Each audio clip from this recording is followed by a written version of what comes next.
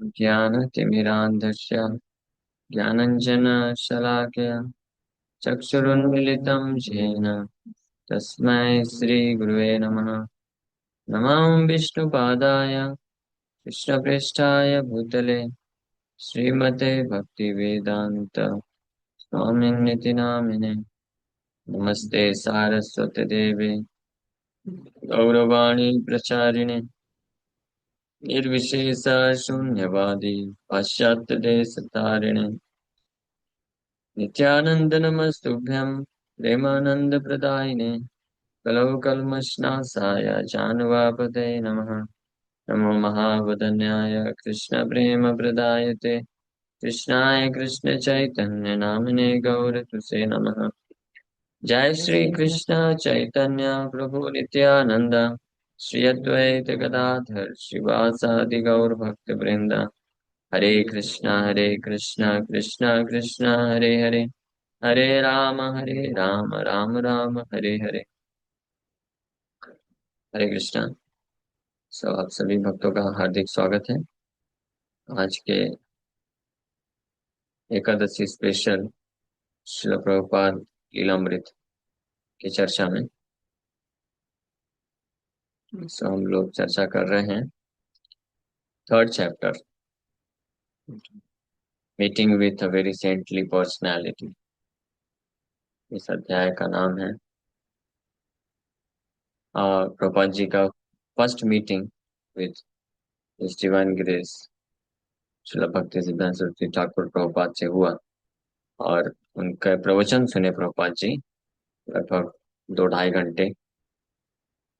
और वो प्रवचन के बाद प्रभुपाद जी जब बाहर निकल के आए तो उनके मित्र नारायण मलिक पूछे, so Abhay, what was your impression, what do you think of me? तो अभय, आपका क्या सोचना है, क्या विचार है इनके बारे में? तो प्रभुपाद जी अभय इमीडिएटली रिप्लाइड किए, he is wonderful, the message of Lord Chaitanya is in the hands of a very expert person. ये बहुत अद्भुत है और चैतन्य महाप्रभु का संदेश बहुत ही दक्ष व्यक्ति के हाथ में है। श्रील प्रभुपाद जी फिर बोलते हैं, I accepted him as my spiritual master immediately, not officially but in my heart. अपने हृदय में मैंने तुरंत उनको अपने आध्यात्मिक गुरु के रूप में स्वीकार कर लिया। ऑफिशियली तो 1933 में जब दीक्षा हो, बट हृदय से उस वक्त फर्स्ट मीटिंग के बाद ही एक्सेप्ट कर लिए। I was thinking that I had met a very nice saintly person. मैं सोच रहा था, प्रभुपाद जी ये अपने शिष्यों को बाद में बता रहे थे कि जब मैं पहली बार अपने गुरु महाराज से मिला और उनका फर्स्ट लेक्चर अटेंड किया, उसके बाद से तो मैंने हृदय में सोचा कि I had met a very nice saintly person, कि मैं बहुत साधु पुरुष से मेरा मुलाकात हुआ है। आगे बोल रहे हैं, after his first meeting with Srila भक्ति सिद्धांत Saraswati, Abhay began to associate more with the Gaudiya Math devotees. They gave him books and told him the history of their spiritual master. अब ये फर्स्ट मीटिंग के बाद अभय के हृदय में ऑलरेडी श्रील भक्ति सिद्धांत सरस्वती ठाकुर के प्रति बहुत ही सम्मान और समर्पण की भावना विकसित हो चुकी थी। उसके फलस्वरूप अब अभय गौड़ी मठ के भक्तों के साथ और ज्यादा मात्रा में संग करना चालू कर दिए। वो उनको बुक्स भी देते हैं पढ़ने के लिए और अपने आध्यात्मिक गुरु के बारे में और वो बताना चालू कर दिए। तो शिला भक्ति सिद्धांत Saraswati was one of 10 children born to Bhaktivinoda Thakur, a great Vaishnava teacher in the discipline from Lord Chaitanya himself.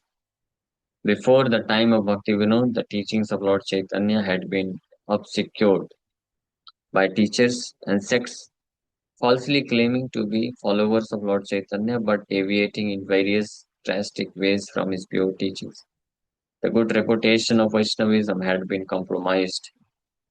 Bhaktivinoda Thakur, however, through his prolific writings and through his social position as a high government officer, re-established the respectability of Vaishnavism.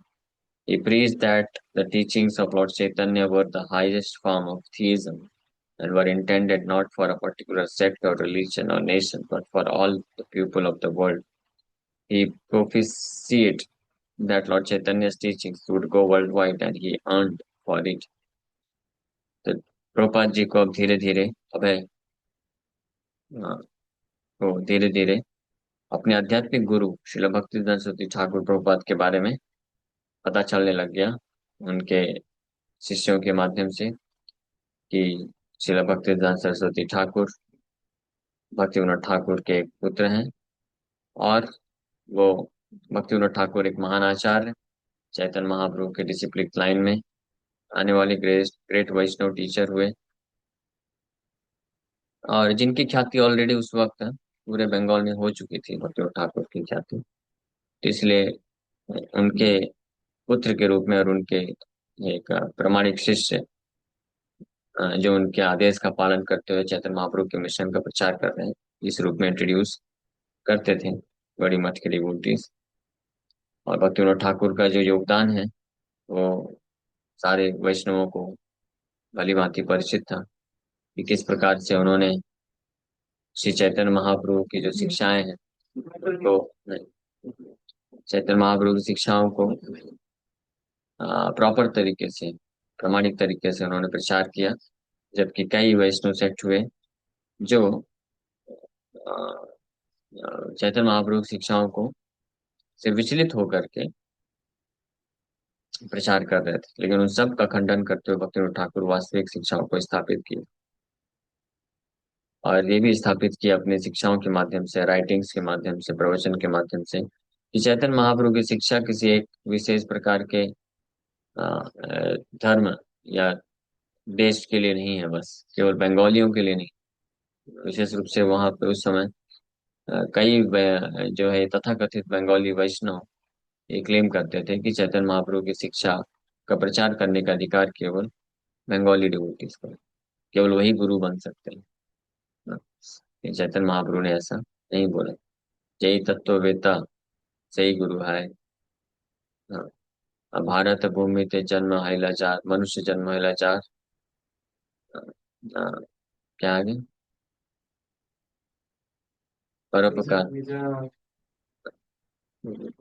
Bharat भूमि ते मनुष्य जन्म हैलाचार जन्म सार्थक करी कर परोपकार ये महाप्रभु का आदेश था। तो ये केवल बंगाली के लिए बस नहीं था।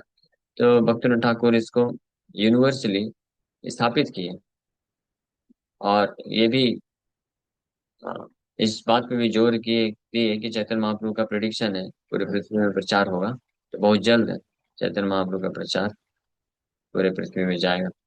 भक्तिनाथ ठाकुर के लैंग्वेज में the religion preached by Chaitanya Mahaprabhu is universal and not exclusive. ये यूनिवर्सल रिलीजन मतलब सबके लिए। The principle of kirtan as the future church of the world invites all classes of men without distinction of caste or clan to the highest cultivation of the spirit. This church, it appears, will extend all over the world and take the place of all sectarian churches, which exclude outsiders from the precincts of the mosque, church or temple. तो Bhaktinath Thakur establish कर रहे हैं कि चैतन्य महाप्रभु का जो ये cult है चैतन्य महाप्रभु की जो शिक्षाएं हैं ये एक यूनिवर्सल चर्च की विचारधारा बनेगी। मतलब एक ऐसा चर्च क्योंकि विदेश में भेजे भक्तिनाथ ठाकुर इसलिए चर्च बोल रहे हैं या टेम्पल एक ही बात है। और एक ऐसा चर्च बनेगा जिसमें जो आउटसाइडर बाहर वाले लोगों को रोकेगा नहीं। इसमें सब लोग इंक्लूड होंगे और सब लोग मिलकर के कीर्तन करेंगे हर क्लास से व्यक्ति। Lord Chaitanya did not admit himself to liberate only a few men of India. Chaitanya Mahaprabhu अवतार केवल भारत के कुछ लोगों का उद्धार करने के लिए नहीं किए। Rather, his main objective was to emancipate all living entities of all countries throughout the entire universe and preach the eternal religion. Lord Chaitanya says in the Chaitanya Bhagavat, पृथ्वी त्याचे यत नगर आदि ग्राम सर्वत्र प्रचार हाईवे मोर नाम. In every town, country and village, my name will be sung. There is no doubt that this unquestionable order will come to pass, although there is still no pure society of Vaishnavas to be had. Yet Lord Chaitanya's prophetic words will, in a few days, come true, I am sure. Why not? Nothing is absolutely pure in the beginning. From imperfection, purity will come about. Bhaktinath Thakur का ये prediction. तो अपने शिक्षाओं में भक्तिनाथ ठाकुर इसको बहुत जोर दे करके पूरे भरोसे के साथ क्लेम करते थे कि इसमें कोई संदेह नहीं है कि पूरे विश्व में Vaishnavism, pure Vaishnavism, Chaitanya Mahaprabhu का प्रचार होगा। भले ही अभी एट प्रेजेंट, अभी के समय में कोई ऐसी प्योर सोसाइटी नहीं है वैष्णव की, लेकिन फिर भी चैतन्य महाप्रभु के जो भविष्यवाणी के शब्द हैं वो पूरे होंगे, कुछ ही दिनों में बोल रहे हैं। हाँ, in few days come true, I am sure. मुझे पूरा विश्वास है। और क्यों नहीं होगा? भक्ति ठाकुर करके दे रहे हैं। जबकि भक्ति विनोद ठाकुर के समय पे वो लिख भी रहे हैं कि ऐसा कोई भी वैष्णव का सोसाइटी नहीं था जो शुद्ध था। सब डिस्ट्रैक्टेड थे। No pure society of Vaishnavas. हाँ, जितने भी तथाकथित कुछ मठ बना के कर रहे थे, वो सब भी डिस्ट्रैक्टेड थे, डेविएटेड थे। महाप्रभु की वास्तविक शिक्षाओं को पालन नहीं करते थे। लेकिन फिर भी भक्ति विनोद ठाकुर का इतना विश्वास था कि ये होगा और बहुत जल्द होगा। हाँ, ये उनको पूर्ण विश्वास था। So, for that day when the fortunate English, French, Russian, German, and American people take up banners, mridangas, kartals, and raise kirtan through their streets and towns, when will that day come?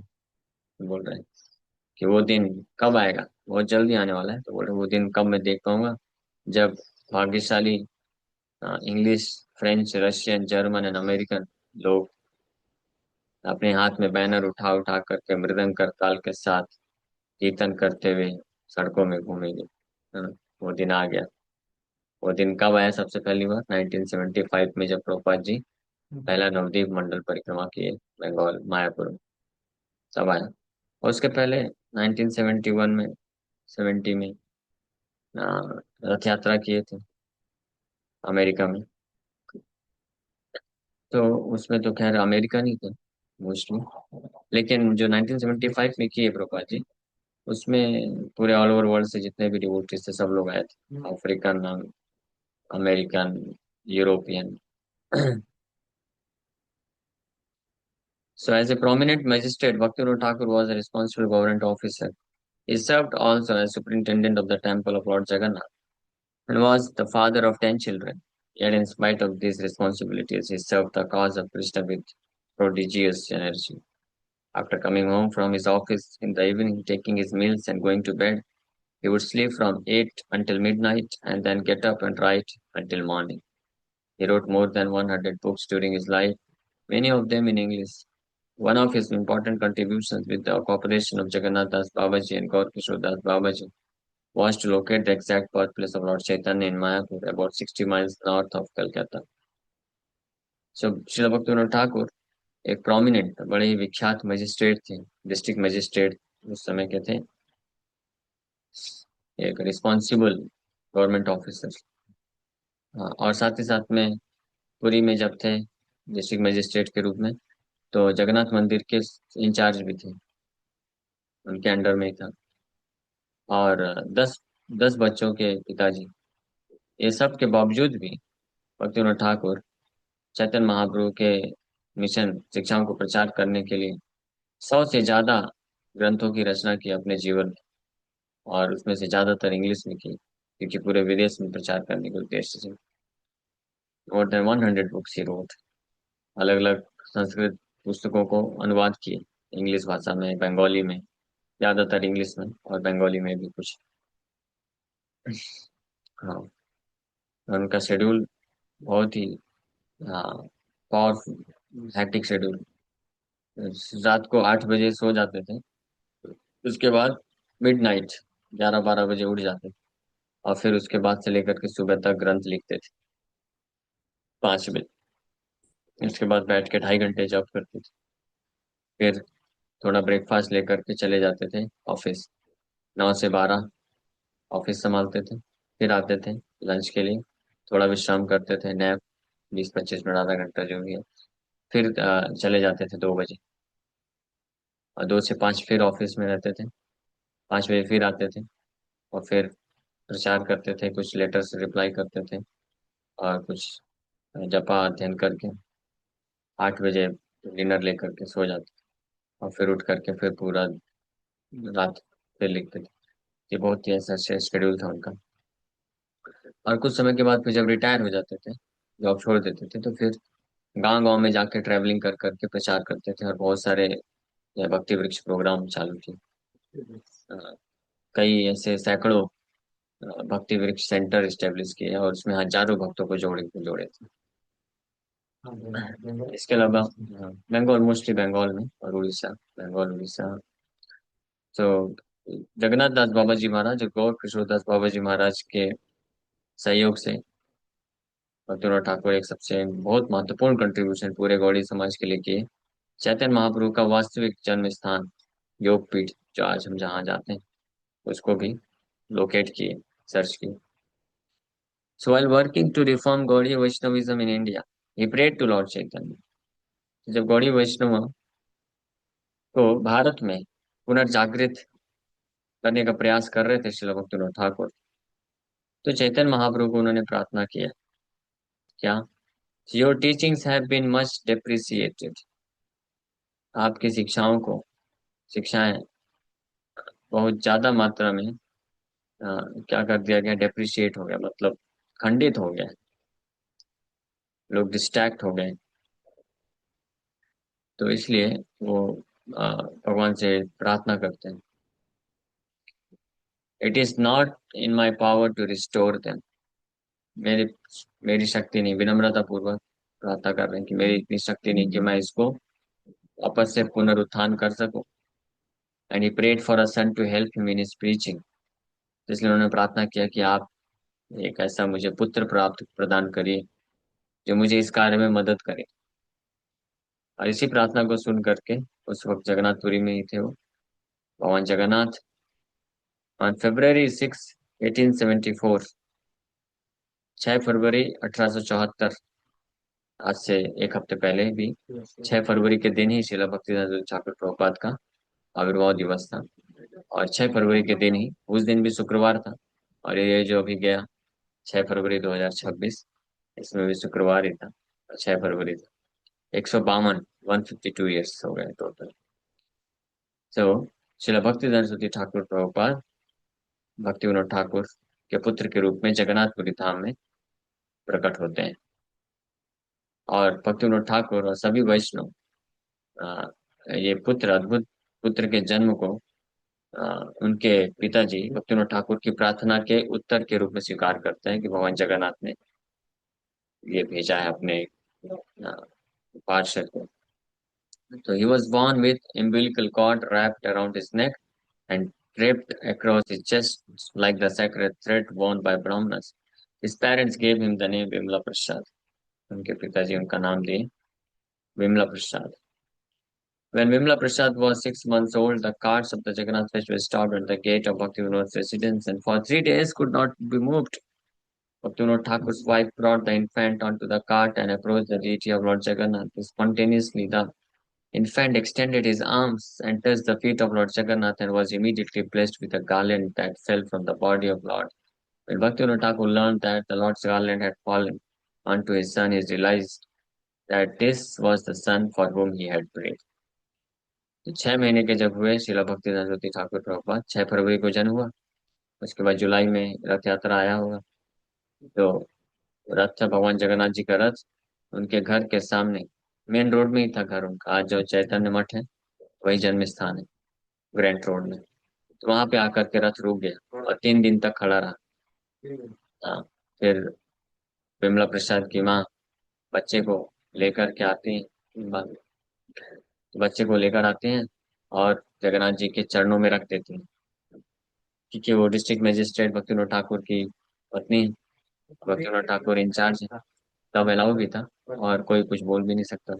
तो उनकी माता रथ में चढ़ करके जगन्नाथ जी के चरणों में रखती हैं। तो इमीडिएटली जो बालक है 6 महीने का, वो हाथ बढ़ाता है, भगवान के चरणों को पकड़ता है, और भगवान जगन्नाथ का गालेन उनके ऊपर गिर जाता है। और सब भक्त लोग जोर से बोलते हैं, हरि बोल, जय जय। अब भक्तिविनोद ठाकुर को कंफर्म हो गया कि भगवान जगन्नाथ उनकी प्रार्थना स्वीकार करके इस पुत्र को भेजे।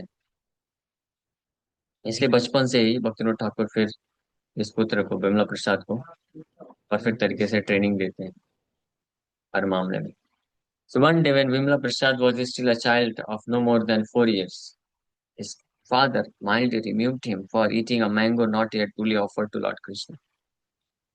जब भक्ति सिद्धांत सरस्वती ठाकुर मात्र 4 वर्ष के पुत्र थे, बालक विमला प्रसाद, हाँ, 4 वर्ष के ही थे, तो उनको नहीं मालूम था, एक मैंगो आम रखा था, उन्होंने खा लिया. उनके पिताजी ने उनको प्रेम पूर्वक उनको डांटा. माइल्डली रिव्यू मतलब प्रेम से डांटते, बेटा बिना भगवान को भोग लगाए नहीं खाना चाहिए, ये अपराध होता है, ऐसे डांटे. तो ये बात उनके विमला प्रसाद के हृदय में इतनी गहराई से लग गई. हाँ, तो उन्होंने ये व्रत ले लिया, संकल्प ले लिया कि मैं आजीवन आम नहीं खाऊंगा. और बाद में जब उनके शिष्य लोग, भक्तिदान महाराज जी के शिष्य लोग कभी कभी लाते थे मैंगो, उनको अर्पण करते थे, तो बोलते थे मैं भगवान कृष्ण का अपराधी हूँ, मैं इसको ग्रहण नहीं कर सकता हूँ. हाँ, सोचिए 4 वर्ष की उम्र में. हाँ, हम में से तो कई लोग आज भी इतना सब सालों से जानने के बाद, पढ़ने के बाद भी कई बार बिना भोग लगाए खा लेते हैं. है ना? और क्या बोलते हैं कि मन से भोग लगा दिए, श्री विष्णु श्री विष्णु श्री विष्णु, ऐसा थोड़ी ना होता. हमको हमेशा ध्यान देना चाहिए, चेतना है. देखिए, भले ही किसी को लगे क्या प्रभु जी छोटी सी बात, अभी एक फल ही तो है, तो कहाँ भोग लगाएंगे, सड़क में खड़े हैं. भगवान को बस दिखा दिया, मानसिक रूप से ले लिया. हाँ, यही चेतना की बात है कि अगर किसी कोई भक्त डिसाइड करता है कि बिना भोग लगाए मैं खाऊंगा ही नहीं, तो सोचिए जब भी उसको खाना है तो वो हमेशा भगवान को याद करेगा ना. हाँ, कि भोग लगा कि नहीं लगा. कहीं पे भी कुछ खरीदे, मान लीजिए बाहर भी है कुछ खरीदा, तो तुरंत वो उसके दिमाग में कृष्ण आएंगे ना, याद करे कृष्ण को पहले खिलाओ. तो ये कृष्ण कॉन्शियसनेस का प्रोसेस है, ये बहुत इंपॉर्टेंट है. अगर अगर हम केवल ये सोचेंगे कि ठीक है अभी तो परिस्थिति ऐसी है, खा लेते हैं, तो हम कृष्ण को स्मरण करने का जो अवसर है हम खो बैठेंगे. ये कठिन नहीं है. आज सबके पास मोबाइल फोन है, या किसी ने, सबके पास फोटो रहता ही है. हाँ, और हमेशा कुछ ना कुछ तुलसी, थोड़ा बहुत सूखा तुलसी भी है, साथ में लेकर चलना चाहिए. हाँ, तो भले महाप्रसाद वाला तुलसी भी है, मान लीजिए महाप्रसाद तुलसी भी है, तो उसको भी आप पानी से धुल करके वापस भोग लगाने के लिए इस्तेमाल कर सकते हैं. ये अलाउड है. हाँ, केवल तुलसी के लिए अलाउड है कि भगवान को लगा हुआ भोग जो होता है महाप्रसाद, भगवान को वापस से अर्पण नहीं किया जा सकता है. लेकिन केवल तुलसी जो है, आप जो भगवान के चरणों में अर्पित है, भोग लगा चुका है, उसको भी धुल करके वापस से भगवान को भोग लगा सकते हैं. तो ऐसा महाप्रसाद तुलसी रखिए साथ में. हाँ, तो उसको धुल करके और फिर भगवान का फोटो सामने रख करके बस 2 मिनट भोग लगा सकते हैं. ये ट्रैवलिंग के टाइम पे भी ये सब किया जा सकता है. लेकिन ये सब करने से कोई कठिन नहीं है, लेकिन बस ये चेतना विकसित करेगा ना हमारे हृदय में. हाँ? कुछ भक्त लोग तो यहाँ तक कि पानी को भी भोग लगा के पीते हैं. तो ठीक है, पानी का तो हम ऐसा नहीं बोल सकते कहीं पे. पानी को, कम से कम पानी है तो बोतल खोले तो याद करके, जय निताई गौर, मैं जनरली ऐसे बोल के पी लेता हूँ. याद करना चाहिए ना, ओम अच्युताय नमः, ओम केशवाय, ओम गोविंदाय नमः, अनंताय नमः. मेडिसिन वगैरह भी लेते हैं तो ये ऐसा नहीं है. भगवान को याद करके लेना चाहिए. मेडिसिन है और मेडिसिन ठीक है, भोग मत लगाइए, भगवान को मेडिसिन मत खिलाइए. मेडिसिन ले रहे हैं तो भगवान को याद करिए ना. है ना? और पानी भी पी रहे हैं तो भगवान को याद करके पानी पीजिए. तो बाकी जो चीजें हैं वो भोग लगा के ही लेना चाहिए. ये हमको एक शिक्षा लेनी चाहिए सभी भक्तों को. ये हमारे आचार्य हैं श्रील भक्ति सरस्वती ठाकुर प्रभुपाद. हम अपने आप को अगर उनके फॉलोवर समझते हैं तो हमको ये उनसे प्रेरणा लेनी चाहिए. आचार्य पथ अनुगमन, देखिए कितना स्ट्रिक्टली उन्होंने पालन किया है कि 4 वर्ष की अवस्था में बिना भोग लगाए गलती से खा लिए, तो फिर जीवन भर कभी मैंगो नहीं खाए. तो हम ऐसा नहीं बोलते कि आप ऐसा करें, ऐसा करेंगे, हम ऐसा करेंगे तो फिर हमको सारे खाद्य पदार्थ छोड़ने पड़ जाएंगे.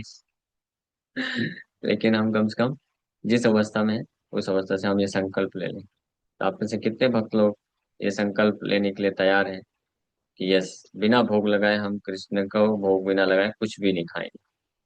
कुछ भी नहीं मतलब कुछ भी नहीं, एक छोटा सा फल भी भगवान को भोग लगाए बिना नहीं खाएंगे। घर में है तो अच्छे से भगवान को भोग लगाइए, और घर में नहीं भी है कभी, बाहर है, तो मैंने विधि बताया, भगवान स्वीकार करेंगे। कम से कम आप फल को लेकर के हाथ में ही फल को ले लीजिए और सामने फोटो रख लीजिए और भोग लगाइए तुलसी का पत्ता डाल करके। अब ऐसा सुविधा नहीं है कि प्रॉपर काट करके प्लेट में लगा करके भोग लगाए, ऐसा जरूरी नहीं है, ठीक है। तो तुलसी नहीं है, तुलसी अरेंज कर, तो इससे तो बोल रहा हूँ, जब हम ट्रैवलिंग करते हैं ना तो कम से कम कुछ तुलसी पत्ता हमेशा साथ में रखिए, और महाप्रसाद तुलसी साथ में रखिए, ताकि कोई को मिले तो उसको हम दे भी सकें, और अपने लिए भी, और उसी को धो करके भगवान को भोग लगा सकते हैं। हाँ, सूखा तुलसी जो है, तुलसी सूख जाता है तो उसको भी रखे, वो लंबा समय तक चलता है, एटलीस्ट ऐसी परिस्थिति में रह सकते हैं। तो बट ये प्रयास पूरा करना चाहिए, और जब घर में है तो घर में तो पूरा ही मेक श्योर करना चाहिए कि बिना भगवान के ऑल्टर में गया भोग लगे बिना नहीं खाना चाहिए। So Vimla Prasad, although only a child, considered himself an offender to the Lord and vowed never to eat mangoes again. Prabhupada ji का एक कोट है, हमारे ब्रह्मचारी प्रसाद महल में लगा हुआ है, आपने पढ़ा है क्या? गए नहीं ना? प्रभुपाद जी वहां पे लिखते हैं, कोट है कि वेन कृष्णा सीज, जब भगवान देखते हैं कि कोई भक्त है जो ये वाव लिया है, संकल्प लिया है कि मैं बिना कृष्ण को भोग लगाए कुछ नहीं खाऊंगा, तो भगवान सोचते हैं, ओ हियर इज माई डिवोटी। भगवान भगवान कैसा, कृष्ण कैसा सोचते हैं कि देखो ये मेरा भक्त है। केवल इतना मात्र अगर कोई संकल्प ले लेता है ना कि मैं भगवान को भोग लगाए नहीं खाऊंगा कुछ भी, तो भगवान ये संकल्प लेने मात्र से ये सोचते हैं कि देखो ये मेरा भक्त है। भगवान इस प्रकार से महसूस करते हैं, सोचिए कितना महिमा है ना, कि अगर इतना करने मात्र से कृष्ण अगर सोचे कि ये मेरा भक्त है, तो फिर कौन ये वो अवसर को छोड़ेगा। हम तो यही चाहते हैं ना कि भगवान कृष्ण अब हमको अपना दास स्वीकार कर ले, भक्त स्वीकार कर ले। अब भगवान बोल रहे हैं कि क्योंकि ये मेरा मुझे भोग लगाए बिना कुछ भी नहीं खाता है, तो हियर इज माई डिवोटी, ये मेरा भक्त है, ऐसा भगवान महसूस करते हैं।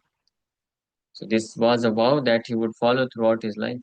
By the time Vimla Prasad was 7 years old, he had memorized the entire Bhagavad Gita and could even explain its verses. 7 वर्ष के जब हो गए विमला प्रसाद, 7 वर्ष, हाँ, पूरी भगवत गीता कंठस्थ कर ली, सारे 700 श्लोकों को याद कर लिए, और न केवल तोते की तरह केवल श्लोक बस ऐसा नहीं है, उन श्लोकों का अर्थ भी बता सकते थे 7 वर्ष की उम्र में। यानी कितने विद्वान बुद्धिमान भी रहे होंगे ना 7 वर्ष की उम्र में। And his father then began training him in proofreading and printing in conjunction with the publishing of the Vaishnava magazine Sajjan Toshani. जब पिताजी देखे कि 7 वर्ष की उम्र में ही भगवद गीता पूरा याद कर लिया और अर्थ भी बता सकता है, तो पिताजी बड़े खुश हो गए भक्तिविनोद ठाकुर, और उनको स्टार्ट कर दिए, वो जो भी ग्रंथ लिखते थे भक्तिविनोद ठाकुर, उसका प्रूफ रीडिंग करने की। प्रूफ रीडिंग मतलब कि ग्रंथ लिखने के बाद वापस से उसको पढ़ करके कि कुछ मिस्टेक है, कहीं पे कुछ स्पेलिंग मिस्टेक है या ग्रामर मिस्टेक है या कुछ वर्ड इधर उधर हो गया है, तो उसका सोचिए ये इस चीज में ट्रेनिंग देना चालू कर दिया। और फिर इसमें ट्रेंड होकर के भक्ति विनोद ठाकुर जो भी लिखते थे, तो विमला प्रसाद उसको पढ़ते थे, उसका प्रूफ रीडिंग करते थे, एंड प्रिंटिंग भी सिखाए। फिर प्रूफ रीडिंग एंड प्रिंटिंग सिखाए, सज्जन तोषणी वैष्णव मैगजीन भक्ति विनोद ठाकुर चालू किए थे उसमें। So with his father, he visited many holy places and heard discourses from the learned पंडितास। तो अपने पिताजी के साथ भक्ति विनोद ठाकुर विशेष रूप से विमला प्रसाद को अनेकों अनेकों तीर्थ स्थान लेके जाते थे, और वहां पे उपस्थित अनेकों महान पंडित वैष्णवों से सुनते थे वहां की महिमा के बारे में। अच्छा, as a student Vimala Prasad preferred to read the books written by his father instead of the school text. जब स्कूल में पढ़ाई करते थे तो विमला प्रसाद को अपने पिताजी के द्वारा लिखी हुई पुस्तकें ज्यादा पसंद होती थी पढ़ने में, स्कूल की किताबों में उतना इंटरेस्ट नहीं होता। So by the time He was 25. He had become well versed in Sanskrit, mathematics, and astronomy, and he had established himself as the author and publisher of many magazine articles and one book, Surya Siddhant, for which he received the epithet Siddhant Saraswati in recognition of his erudition. तो जब 20 वर्ष के 25, by the time he was 20, 25 वर्ष तक में वो संस्कृत भाषा में बड़े विद्वान हो गए, गणित के बड़े महान विद्वान, एस्ट्रोनॉमी और सूर्य सिद्धांत एक ये ज्योतिष शास्त्र है, सूर्य सिद्धांत, तो उसकी व्याख्या किए थे श्रील भक्तिदास सरस्वती ठाकुर प्रभुपाद बंगाली में। ऐसी अद्भुत व्याख्या थी, अनुवाद था, जो आज तक इतिहास में कोई नहीं कर पाया। पूरे सटीक तरीके से सूर्य सिद्धांत ज्योतिष शास्त्र को सरल भाषा में सीख व्याख्या करके प्रस्तुत किए। जब कब 19-20 वर्ष की उम्र में ही किए थे ये कार्य। और इससे प्रभावित होकर के जो बड़े बड़े ज्योतिष लोग थे, पंडित लोग थे, बड़े प्रभावित हुए और उनको टाइटल दिए सिद्धांत सरस्वती।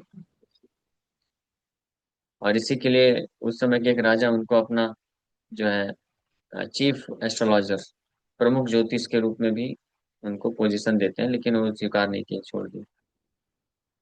और एक कॉलेज में भी उनको संस्कृत डिपार्टमेंट का एचओडी बनने का भी ऑफर आया था, लेकिन उसको भी भक्ति महाराज जी स्वीकार नहीं किए। So when he was 26, his father guided him to take initiation from a renowned Vaishnava saint Gaur Kishore Das Babaji, who advised himself, preach the absolute truth and keep aside all other works. जब 26 वर्ष के हुए श्रील भक्तिदास सरस्वती ठाकुर प्रभुपाद, तब उनका दीक्षा होता है गौर किशोर दास बाबा जी महाराज से।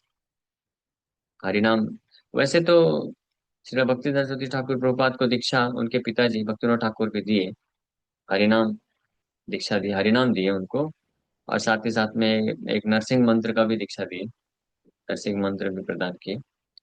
जब कलकत्ता में, कलकत्ता या मायापुर, या भक्ति भजन, भक्ति भक्ति भवन, हाँ, कलकत्ता में भक्ति भवन घर का निर्माण कार्य चालू कर रहे थे। तो भूमि का जब खुदाई चल रहा था, तो उनको एक शालिग्राम शिला मिलता है, वराह। तो वो भक्तिनाथ ठाकुर अपने पुत्र विमला प्रसाद को देते हैं वर्शिप करने के लिए। उसी टाइम पे नरसिंह मंत्र भी उनको प्रदान करते हैं। लेकिन जब 26 वर्ष के हुए तो भक्तिनाथ ठाकुर उनको ये आदेश दिए कि आप जाओ गौर किशोर दास बाबा जी महाराज से दीक्षा लो। सन 1900, 1 जनवरी सन 1900 में श्रील भक्तिदास सरस्वती ठाकुर प्रभुपाद का गौर किशोर दास बाबा जी महाराज से दीक्षा हुआ था, जब वो 26 वर्ष के थे लगभग। तो receiving the blessings of Gaur Kishore Das Baba ji, Vimala Prasad now Siddhanta Saraswati resolved to dedicate his body, mind and words to the service of Lord Krishna. और गौर किशोर दास बाबा जी महाराज से दीक्षा प्राप्त होने के बाद अब उनका नाम सिद्धांत सरस्वती भी हो गया था, टाइटल मिला था, लेकिन दीक्षा का नाम उनका श्रीवार्ष भानवी देवी दयिता दास दिए थे, श्री गौर किशोर दास बाबा जी महाराज। और उनको दीक्षा के बाद ये आदेश दिए कि परम सत्य का प्रचार करो, यही मुख्य कार्य होना चाहिए आपका, बाकी सारे कार्य को साइड कर दो। हाँ, इस प्रकार से उनको आदेश दिए। फिर 1905 में सिद्धांत सरस्वती एक संकल्प लेते हैं, अद्भुत संकल्प लेते हैं, 100 करोड़ नाम जप करने का संकल्प लेते हैं, 1 बिलियन, 100 करोड़ नाम। तो मायापुर में चैतन्य महाप्रभु के जन्म स्थान के पास ही योगपीठ में, वहां पे एक घास की कुटिया बना करके दिन रात हरे कृष्ण महामंत्र जप करना चालू कर दिए। केवल एक बार मिट्टी के बर्तन में कुछ राइस कुक करते थे, केवल राइस, अन्न कुकिंग करके, और वही खाते थे एक बार, उससे ज्यादा कुछ नहीं। और धरती पे सोते थे। और जब घास की कुटिया थी उनकी, बारिश होता था, पानी लीक करता था, तो छाता लेकर के बैठ करके हरे कृष्ण जप करते थे। हाँ, इस प्रकार से अगले लगभग 9 साल 4 महीने तक लगभग कंटिन्यूअस डेली 192 वाला जप करके अपना ये संकल्प पूरा किया, 100 करोड़ नाम यज्ञ, नाम जप। 1911 में While his aging father was lying ill, Siddhanta Saraswati took up a challenge against pseudo Vaishnavas who claimed that birth in their caste was the prerequisite for preaching Krishna consciousness. The caste conscious Brahman community had become incensed by Bhaktivinoda Thakur's presentation of many scriptural proofs that anyone, regardless of birth, could become a Brahman Vaishnava. These smart Brahmanas, out to prove the inferiority of the Vaishnavas, arranged a discussion on behalf of his indisposed father. Young Siddhanta Saraswati wrote an essay, The Conclusive Difference Between the Brahmana and the Vaishnava, and submitted it before his father. Despite his poor health, Bhaktivinoda Thakur was elated to hear the arguments that would soundly defeat the challenge of the Spartans. 1911 में आ, बहुत सारे ये जो स्मार्त ब्राह्मण थे, काश्य ब्राह्मण, भक्तिविनोद ठाकुर के presentation से क्या बोलते हैं के ईर्ष्या के कारण या क्रोधित होकर के भक्तिविनोद ठाकुर अपने प्रेजेंटेशन से शास्त्रीय प्रूफ के द्वारा ये प्रमाणित किए थे कि कोई भी व्यक्ति किसी भी जाति में जन्म क्यों ना हुआ, वो भी ब्राह्मण वैष्णव बन सकता है अगर वो प्रॉपर विधि फॉलो करता है, एक प्रमाणिक गुरु से दीक्षा प्राप्त करता है और नियम कानून सब पालन करता है। ये चीज सनातन गोस्वामी भी लिखते हैं अपने ग्रंथ में। हाँ, यथा दीक्षा विधान तथा दीक्षा विधान द्विजत्तम जायते नृणाम। द्विजत्तम मतलब ब्राह्मण बन सकता है कोई। जैसे मरकरी को एक प्रकार के कॉम्बिनेशन से मेटल के साथ मिलाने से गोल्ड बन जाता है। कॉम्बिनेशन अगर किसी को आता हो प्रॉपर तरीके से, मरकरी, पारा और मेटल का एक प्रॉपर कॉम्बिनेशन होता है, वो कर देगा तो उसमें वो सोना बन सकता है। पहले के लोग करते थे ऐसे, है ना? लेकिन आज वो विज्ञान जो है लुप्त हो गया। आज पता नहीं, कोई कर नहीं सकेगा। करना करेगा तो फिर तो सोना सोना ही हो जाएगा। लेकिन पहले के लोग को ये विज्ञान आता था, सोचिए। तो जैसे सनातन गोस्वामी एग्जाम्पल देते हैं कि जिस प्रकार से पारा और मेटल को एक प्रॉपर कॉम्बिनेशन से जोड़ने से सोना बन सकता है, उसी प्रकार से किसी भी जाति में जन्म हुआ लिया हुआ व्यक्ति एक अगर प्रमाणिक गुरु के द्वारा विधिवत अगर वो प्राप्त करता दीक्षा तो वो ब्राह्मण बन जाता है। तो ब्राह्मण वैष्णव बन सकते हैं। तो ये स्मार्त ब्राह्मण जो है बड़े नाराज हो गए थे डिस्कशन इसके भक्तिनाथ ठाकुर के प्रेजेंटेशन से, तो उन्होंने ये चैलेंज किया था वैष्णव और ब्राह्मणों के बीच में शास्त्रार्थ करने के लिए।